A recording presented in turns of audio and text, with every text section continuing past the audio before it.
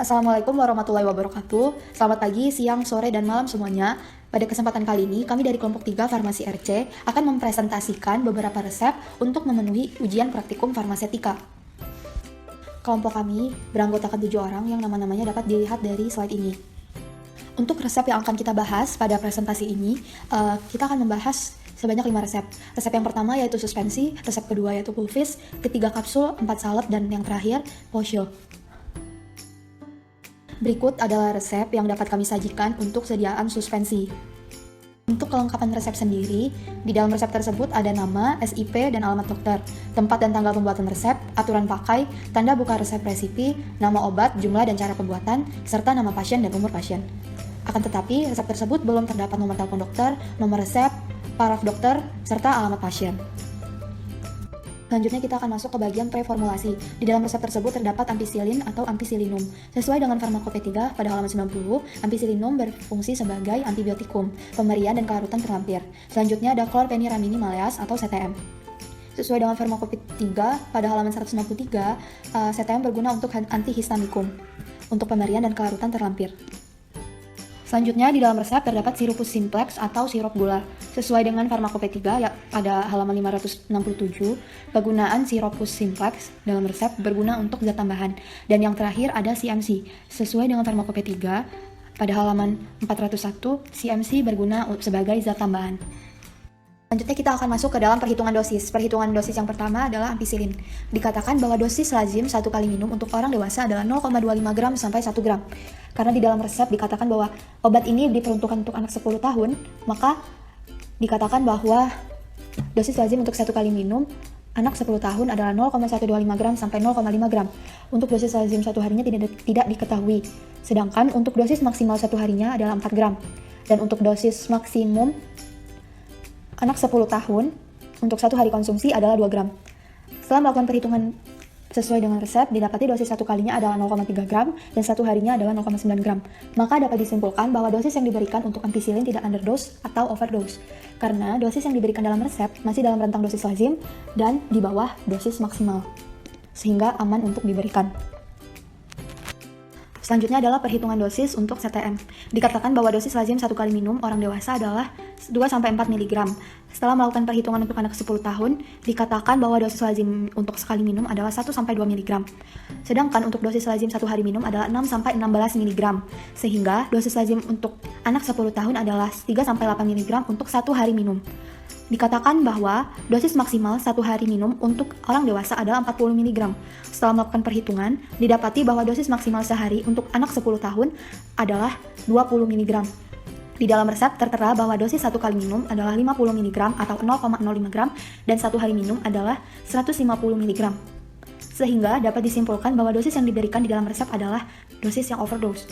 Karena dosis dalam resep melebihi dosis maksimal yang telah dihitung sebelumnya, sehingga dosis yang diberikan harus dikonsultasikan kembali ke dokter, agar pemberiannya tetap aman. Selanjutnya adalah perhitungan bahan. Yang pertama adalah ampicillin. Kita akan membutuhkan sebanyak 3.600 mg ampicillin. Apabila kita menggunakan ampicillin tablet dengan berat 500 mg, maka kita membutuhkan sebanyak 7,2 tablet. Selanjutnya adalah CTM. Dibutuhkan sebanyak 50 mg CTM. Apabila kita menggunakan CTM tablet dengan berat 4 mg, maka kita membutuhkan sebanyak 12,5 tablet. Selanjutnya adalah sirup simplex. Kita membutuhkan sirup simplex sebanyak 5 ml dan selanjutnya adalah CMC 2%, yaitu sebanyak 1,2 gram dan air sebanyak 24 ml. Sehingga Aquades yang diperlukan adalah 50,15 ml. Berikut adalah cara pembuatan resep. Yang pertama adalah menyiapkan alat dan bahan, menyetarakan timbangan, dan mengkalibrasi botol. Setelah timbangan telah setara, kita akan menimbang semua bahan. Bahan pertama yang akan digerus adalah ampicillin. Ampicillin digerus hingga halus, lalu sisihkan. Hal yang sama dilakukan pula untuk CTM. Kemudian, CMC ditaburkan di atas air panas dalam mortir dengan berat air sebanyak 24 ml dan diamkan 15 menit. Setelah 15 menit, gerus CMC dalam mortir hingga homogen. Setelah itu, tambahkan ampicillin halus, gerus hingga homogen, tambahkan CTM, gerus hingga homogen, tambahkan sirup simplex, gerus hingga homogen, dan yang terakhir adalah tambahkan sisa Aquades, gerus hingga homogen. Setelah semuanya tercampur hingga homogen, masukkan ke dalam botol, kemas dan beri etiket tandai 3 kali sehari 1 sendok teh. Berikut adalah etiket dan etiket tambahan yang akan ditempel di dalam botol. Dan berikut adalah kopi resep yang sesuai dengan resep yang telah diberikan. Berikut merupakan resep untuk sediaan pulvis. Untuk kelengkapan resep sendiri, di dalam resep terdapat nama, SIP, alamat dokter, tempat pembuatan resep, aturan pakai, tanda buka resep resipi, nama obat, jumlah dan cara pembuatan, serta nama pasien dan umur pasien. Akan tetapi, di dalam resep tersebut tidak memiliki nomor telepon dokter, nomor resep, paraf dokter, alamat pasien, berat badan pasien, tanggal, dan tahun pembuatan resep. Untuk bagian preformulasi sendiri, di dalam resep terdapat kampora. Kegunaan kampora di dalam resep berguna untuk anti-iritan. Untuk pemerian dan kelarutan dapat dilihat di dalam slide. Selanjutnya adalah mentolum yang berguna untuk korigen atau anti-iritan.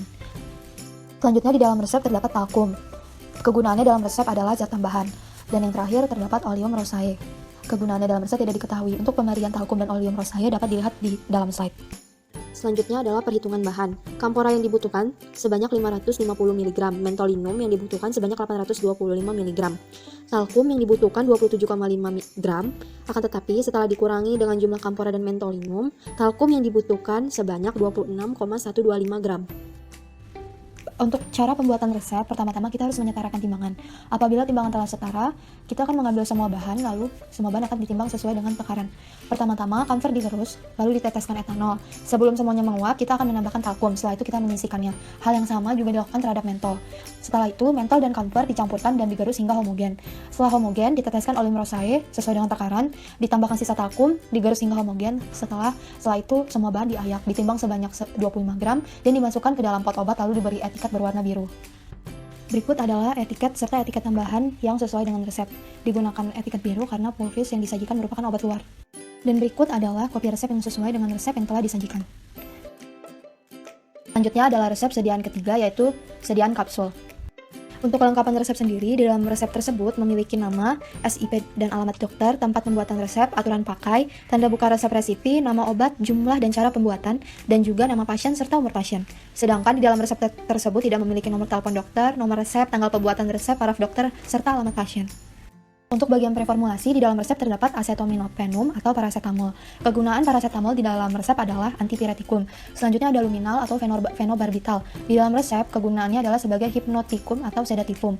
Dan yang terakhir ada prednison atau prednisolon yang berguna untuk adrenoglucocorticoidum. Untuk pemerian dan kelarutan dapat dilihat di dalam slide. Kita akan melakukan perhitungan dosis terhadap resep. Yang pertama adalah perhitungan dosis terhadap paracetamol. Dikatakan bahwa dosis maksimumnya tidak diketahui dan dosis lazim untuk 1 hari penggunaan orang dewasa adalah 500 mg hingga 2 gram. Di dalam resep dikatakan bahwa resep ini ditujukan untuk anak 10 tahun dan dosis lazim 1 hari minum untuk anak 10 tahun adalah 250 mg sampai 1 gram. Dan dosis lazim untuk 1 kali minum adalah 500 gram. Di dalam resep dikatakan bahwa dosis paracetamol yang diberikan untuk 1 hari penggunaan adalah 375 mg dan 1 kali minumnya adalah 125 mg. Dan dapat disimpulkan bahwa dosis paracetamol yang diberikan sesuai dengan resep tidak overdose atau underdose karena dosis yang diberikan masih dalam rentang dosis lazim. Selanjutnya adalah perhitungan dosis untuk luminal atau fenobarbital. Dikatakan bahwa dosis maksimum untuk penggunaan orang dewasa 1 harinya adalah 600 mg. Sehingga dosis maksimal 1 hari untuk anak 10 tahun adalah 300 mg dan dosis maksimalnya untuk anak 10 tahun adalah 150 mg. Untuk dosis lazimnya sendiri, penggunaan orang dewasa untuk 1 hari adalah 45 mg hingga 90 mg dan dosis lazim 1 hari untuk anak 10 tahun adalah 22,5 mg hingga 45 mg dan dosis lazim 1 kali minum untuk anak 10 tahun adalah 1,5 mg hingga 15 mg. Di dalam resep dikatakan bahwa dosis 1 hari yang akan diberikan untuk anak 10 tahun adalah 35 mg dan 1 kalinya adalah 10 mg. Dapat dikatakan bahwa dosis yang akan diberikan sesuai dengan resep tidak overdose dan underdose karena masih di bawah dosis maksimum dan masih di dalam rentang dosis lazim. Dan perhitungan dosis yang terakhir adalah prednison. Untuk dosis maksimumnya tidak diketahui. Untuk dosis lazim 1 hari penggunaan orang dewasa adalah 10 mg hingga 20 mg. Jadi dosis lazim 1 hari untuk anak 10 tahun adalah 5 mg hingga 10 mg. Dan dosis lazim 1 kali minum untuk anak 10 tahun adalah 2,5 mg. Di dalam resep dikatakan prednison yang akan diberikan untuk 1 hari adalah 3,7 mg dan 1 kali minumnya adalah 1,25 mg. Sehingga dapat disimpulkan bahwa dosis yang diberikan underdose karena dosis resep kurang dari dosis lazim. Jadi dosis obat harus dikonsultasikan kembali kepada dokter. Untuk paracetamol yang kita butuhkan adalah sebanyak 125 mg untuk 1 kapsul, sehingga untuk 10 kapsul dibutuhkan 1250 mg. Luminal yang dibutuhkan adalah 100 mg dan prednison yang dibutuhkan sebanyak 12,5 mg untuk 10 kapsul. Cara pembuatan resep, hal yang pertama yang akan kita lakukan adalah menyiapkan alat dan bahan, serta menyetarakan timbangan. Setelah timbangan setara, kita akan menimbang semua bahan yang diperlukan. Setelah bahan ditimbang, pertama-tama luminal digerus hingga halus, lalu sisihkan. Hal yang sama juga dilakukan terhadap PCT dan prednison. Selanjutnya, setelah semuanya digerus halus, dimasukkan luminol dan prednison ke dalam lumpang dan gerus hingga homogen. Kemudian setelah homogen dimasukkan paracetamol dan gerus hingga homogen. Setelah semuanya homogen, kita akan membagi hasil gerusan tadi menjadi 2 bagian yang rata secara visual. Dan kemudian 2 bagian tersebut dibagi masing-masing menjadi 5 perkamen. Kemudian setelah itu, kita akan memasukkan serbuk ke dalam cangkang kapsul lalu bersihkan kapsul dengan kain atau tisu. Kemudian kapsul dimasukkan ke dalam pot atau plastik klip dan diberi etiket putih serta label. Berikut adalah etiket dan etiket tambahan untuk resep yang disajikan. Berikut adalah kopi resep yang sesuai. Selanjutnya adalah resep keempat yang merupakan resep sediaan salep. Untuk kelengkapan resep sendiri, di dalam resep terdapat nama, alamat, SIP dokter, tempat dan tanggal pembuatan resep, tanda buka resep resipi, aturan pakai, nama obat, jumlah obat, nama dan umur pasien. Sedangkan di dalam resep tidak memiliki nomor telepon dokter, nomor resep, paraf dokter, serta alamat pasien.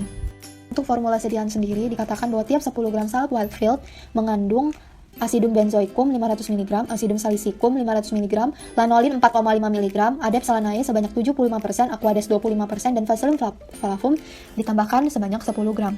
Formula ini sesuai dengan Fornas halaman 9. Bagian preformulasi di dalam resep terdapat asidum benzoikum. Kegunaannya di dalam resep adalah antiseptikum ekstern atau anti jamur. Selanjutnya ada asidum salicilikum yang berguna untuk keratolikum atau antifungi. Untuk pemberian dan kelarutan dapat dilihat di dalam slide. Terdapat vaselin flavum. Kegunaannya di dalam resep adalah zat tambahan dan adep salanae juga sebagai zat tambahan. Pemerian dan kelarutan dapat dilihat di dalam slide. Dan yang terakhir adalah aqua destilata atau aquades. Kegunaannya di dalam resep adalah sebagai pelarut. Pemerian dan kelarutan dapat dilihat di dalam slide. Selanjutnya untuk perhitungan bahan, asidum benzoikum yang dibutuhkan sebanyak 0,75 gram, asidum salicilikum yang dibutuhkan adalah sebanyak 0,75 gram, lanolin yang dibutuhkan sebanyak 6,75 gram, adep salanae yang dibutuhkan 5 gram, aquades yang dibutuhkan adalah 6,6 ml, dan vaselin flavum yang dibutuhkan sebanyak 6,9 gram. Untuk cara pembuatan resep, yang pertama kita akan menyiapkan alat dan bahan dan menyetarakan timbangan. Setelah timbangan setara, kita akan mengambil dan menimbang semua bahan yang diperlukan. Selanjutnya akan dibuat lanolin terlebih dahulu. Adep salanae dan aquades digerus dalam mortir dan dihomogenkan lalu disisihkan. Setelah itu, dimasukkan asam benzoat ke dalam mortir dan digerus, ditambahkan asam salisilat ke dalam mortir dan digerus hingga meleleh, dimasukkan lanolin ke dalam mortir digerus hingga homogen, dimasukkan vaselin flavum sedikit demi sedikit dan digerus hingga terbentuk massa salep. Setelah itu, salep dimasukkan ke dalam pot obat, dikemas dan diberi etiket serta label. Berikut adalah etiket dan etiket tambahan yang sesuai dengan resep yang telah disajikan. Etiket yang digunakan adalah etiket biru karena salep merupakan obat luar. Selanjutnya, berikut adalah kopi resep yang sesuai. Dan berikut adalah resep yang terakhir, yaitu resep sediaan posio. Untuk kelengkapan resep sendiri, di dalam resep terdapat nama, SIP, alamat dokter, tempat dan tanggal pembuatan resep, aturan pakai, tanda buka resep resipi, nama obat, jumlah dan cara pembuatan, serta nama pasien dan umur pasien. Akan tetapi, di dalam resep tidak memiliki nomor telepon dokter, nomor resep, paraf dokter, dan alamat pasien. Bagian preformulasi sendiri, di dalam resep terdapat diphenhidramin HCl yang berguna untuk antihistamin. Selanjutnya ada salmiak atau amoniklorida yang berguna untuk ekspektoran, dan ada mentol atau mentolum yang berguna untuk korigen atau antiiritan.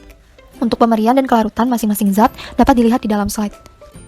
Dan selanjutnya di dalam resep terdapat etanol atau etanolom yang berguna untuk zat tambahan dan aqua destilata. Pemerian dan kelarutan dapat dilihat di dalam slide.